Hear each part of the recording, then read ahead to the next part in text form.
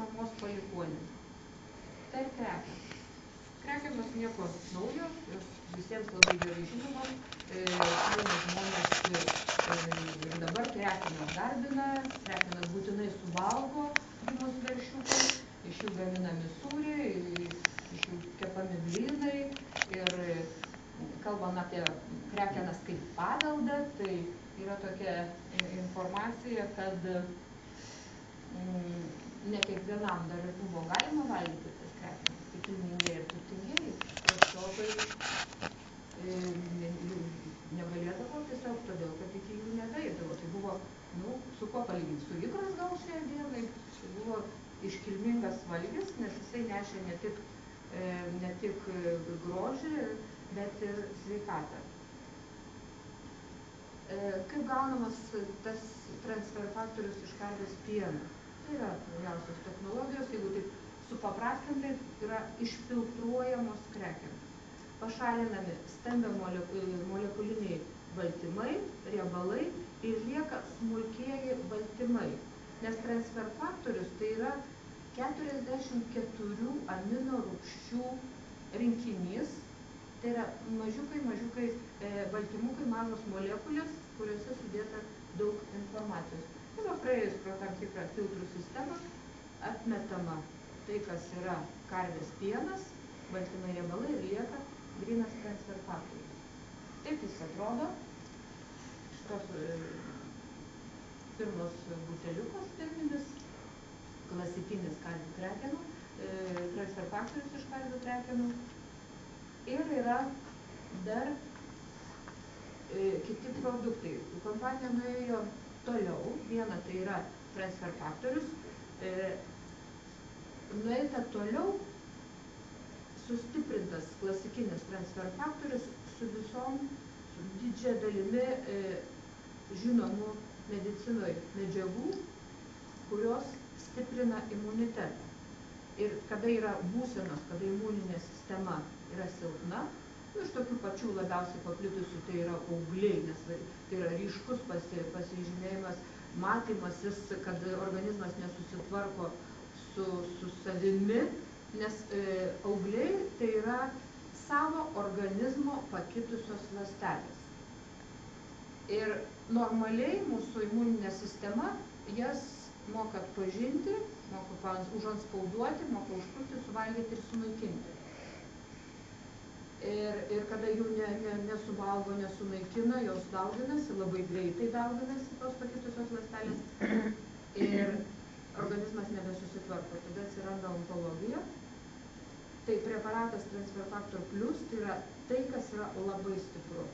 Tas, kas įmanoma šiai dienai stipriausio imuniniai sistemai stiprinti. Dar vienas šalia preparatas tai yra Trifactor Plus. Nuostabus preparatas, nes medikų visuomeniai, bendruomeniai yra ta nuomonė plačioji, sakyčiau, visuomeniai. Didžioji dalis medikų turi tą nuomonę, kad herpes virusas negydomas ir neišgydomas. Tai va, šito preparato inovacija, jūs esat liudininkai didelės naujienos. Herpes virusas yra gydomas. Nėra vakcinų, nėra to pasiekimo tradicinėje vaistų gamybos procese arba tradiciniai medicinai.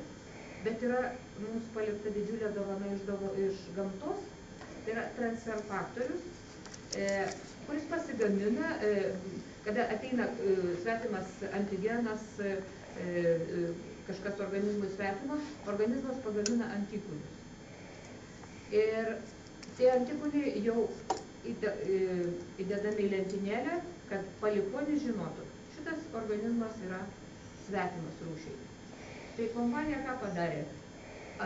Pamaitino vištas visais įmanomais, šiai dienai žinomais, ne visais įmanomais, šiai dienai žinomais 8 herpes virusų štamais.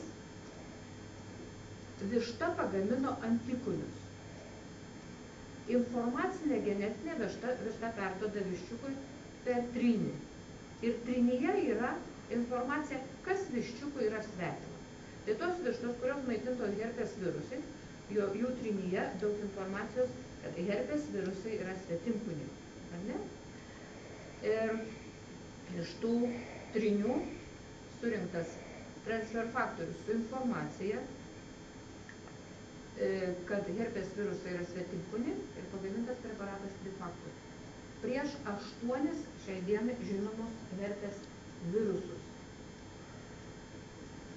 Herpes simplex, tai čia pats paprasčiausias, tas, kas ir mums nosyje atsiranda, tas, kas ant lūpų atsiranda. Zoster virusas, jis paprastai mėgsta pasireikšti bėrimais ir labai skausmingais bėrimais pagal nervų šakelių eigą. Yra genitalinė infekcija, kur dažnas ginekologas pasakys, kad tai yra negydoma. Yra roseola infantum herpes virusas, yra sarkomos limfomos herpes virusas, Epsteino Baro virusas ir citomegalo virusas. Jie duoda didelius apsigimimus. Genitalinės infekcijos herpes virusas yra gimdos kaklelio vėžio sukėlėjas. 80% gimdos kaklelio vėžio atveju yra sukelta šito viruso. Šiai dienai turim vakcinas, skiepijamos mergaitės, jaunos mergaitės, paauglės, ir ten yra informacija apie 3 herpes virusų štamus. Būtų viskas kaip ir tvarko, bet apie skiepus turim atskirą istoriją, ar ne? Skiepai yra su jų gamybos procese yra švino. Ir yra tokia teorija, neoficiali galbūt teorija, jeigu skiepyti mažas mergaitės nuo herpes viruso ir medžiaga nusėda, kadangi virusas puola genitalijas, medžiaga nusėda, vakcinos medžiaga nusėda genitalijose su visom pašaliniam medžiagom, ateity galim turėti daug nevaisingumo. Čia tik teorija. Toliau. Čia matot sudėti to Trifactor Plus, kiek jame yra medžiagų. Kaip galima nustatyti, pasikeitė kas nors ar nepasikeitė, nes dažnas klausia, kaip tą poveikį pamatuoti. Kadangi transfer faktorius yra natūrali medžiaga, mūsų organizme gyvenanti, mes tiesiog tik padedam organizmui tvarkytis. Skirtumas transfer faktoriaus nuo įprastos medicinos medikamentų. Dauguma medikamentų yra skirti konkrečiai vietai, konkrečiai patologijai tvarkyti. Transfer faktorius yra įvedamas į organizmą, išgeriama kapsulė, organizmas pats susidėlioja, kas jam šiai dienai yra prioritetas, kur blogiausiai. Taip kaip vėlgi analogija, sakykime, dažnas turbūt žinot, pavalgot ar nesočiai ir ateina miegas, ar ne, ateina mieguistumas. Įvyksta kas? Organizmas susireguliuoja, kadangi įdėjome daug maisto, ten reikia judėjimo, kad vyktų virškinimo procesas, visos jėgos, visos medžiagos, visa energija nusiunčiama į skrandį. Ir jų deguonies elementariai kraujo lieka mažiau smegenims maitinti ir todėl ateina mieguistumas. Tas pats vyksta. Taip vyksta, mūsų organizmas yra labai sudėtinga, labai graži, labai tobula kompiuterinė sistema, jeigu taip galima būtų pavardinti. Jis pats save moka susireguliuoti, jeigu jam netrukdytume arba jam šiek tiek padėtume, kada jam nesiseka, per instaliuotumės. Tai kur išgertas transfer faktorius veiks? Tai principo labai sunku nustatyti, pamatyti arba įtarti bent jau. Mums atrodo, kad mums skauda galva ir išgertas transfer faktorius turėtų kažką daryti, kad galva skaudėtų, bet galbūt ten vyksta procesai jau gimdos kaklelėje, kepenyse, inkstuose ar dar kažkur tai. Pirmai susitvarkys su tuo, kas pavojingiausia ir kažkada ateis iki tos galvos skausmų. Kodėl? Mes esame įpratę, išgėriau, temperatūra nukrito, atsistojau ir nuėjau. Su transfer faktorium to nevyksta. Organizmas ten dėliojasi. Pamatyti, kad procesas vyksta, galima atliekant tyrimus. Ir vienas iš tokių tai būtų natūralių kilerių nustatymas. Tai yra ląstelės, kurių aktyvumas rodo, kiek imuninė sistema yra pasiruošusi veikti. Jeigu yra per daug autoimuninių procesų metu, jų yra per daug natūralių kilerių, imuniteto slopinimo arba nepakankamumo atveju natūralių kilerių yra mažiau. Tai va čia darytas tyrimas, matot medžiagas, piešinukas, kuris vaizdžiai vaizduoja, kaip yra tie geltonieji, tai yra kovotojai, baltieji yra kovotojai, geltonieji yra svetimkūniai, virusas, bakterija, kas ten gali, bet kas gali būti. Ir panaudojus transfer faktorius 73% natūralių kilerių aktyvumas didėja. Kažkada auditorija klausė, kaip tą nustatyti, kur tą galima nustatyti. Reikėtų pavargti šiek tiek, kiekvienoje poliklinikoje tokio tyrimo neatlieka, bet didesniai medicinos centrai, imunologinės laboratorijos tokį tyrimą atlieka ir kam tiesiog įdomu palyginti prieš ir po. Tai kainuoja pakankamai nedaug, sakyčiau, proto ribose, kažkur apie 89 litus, bet norint įsitikinti, kad tai tikrai veikia, tai galima pasidaryti. O atradau, kur daromi tie tyrimai, Vilniuje daromi Baltijos Amerikos klinikoje ir dažniausiai tos tyrimus normalioje medicinoje, standartiniai, klasikiniai medicinai, mūsų medicinos sistemos daro nevaisingoms moterims. Nevaisingoms, ta prasme, sumelavau, nevaisingumas, bet kada moteris persileidžia.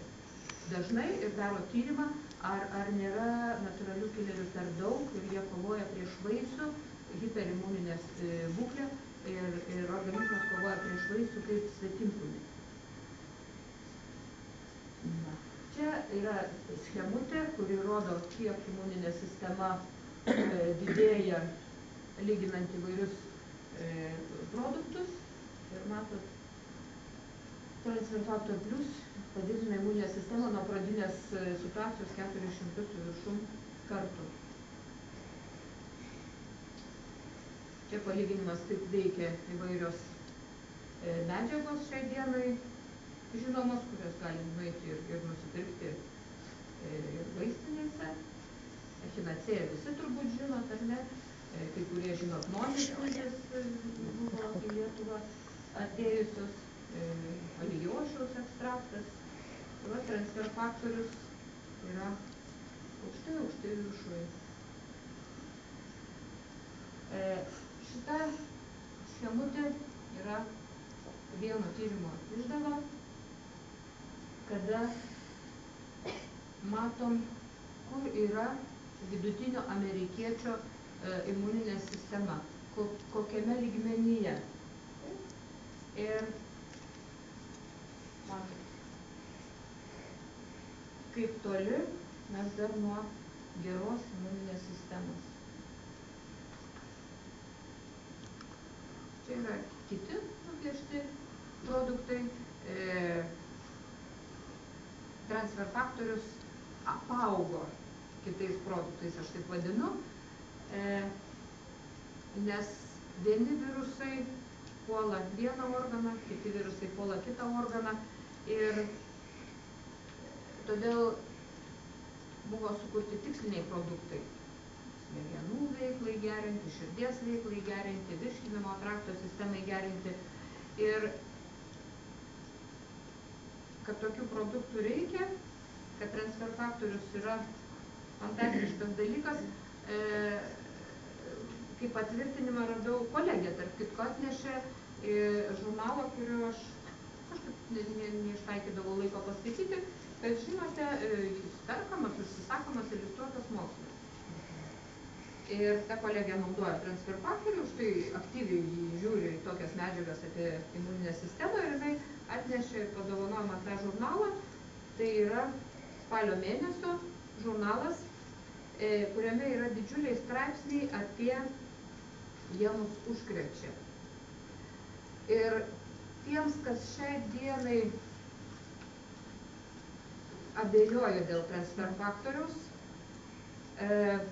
galbūt ne tiek dėl pačios medžiagos, kiek vėlgi auditorijose susilaukiu klausimų, kodėl toks toks atėjimo būdas, kodėl tinklinis marketingas, kodėl ne vaistinė. Tai supasakosiu šiek tiek, ką aš čia radau.